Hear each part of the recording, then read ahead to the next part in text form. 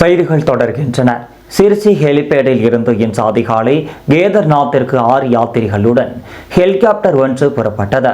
இந்த நிலையில் காலை 7 மணி அளவில் ஹெலிகாப்டர் கேதர்நாத்தில் உள்ள ஹெலிபேடில் இருந்து சில மீட்டர் தொலைவில் வந்து கொண்டிருந்த போது மோட்டாரில் தொழில்நுட்ப கோளாறு ஏற்பட்டது.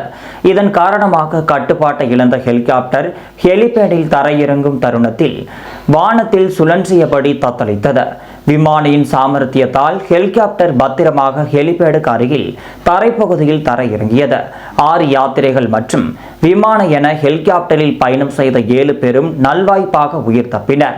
அவர்கள் அனைவரும் பத்திரமாக உள்ளதாகவும் யாத்திரிகள் கோவிலில் தரிசனம் செய்துவிட்டு திரும்பிவிட்டனர் என்றும் ருத்ரபிரயாக் மாவட்ட மாஜிஸ்திரேட் சௌரவ் காகர்வார் தெரிவித்தார்.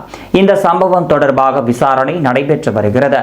மேலும் இது தொடர்பான CCTV காட்சிகள் சமூக வலைதளத்தில் வைரலாகி பரவி வருகிறது.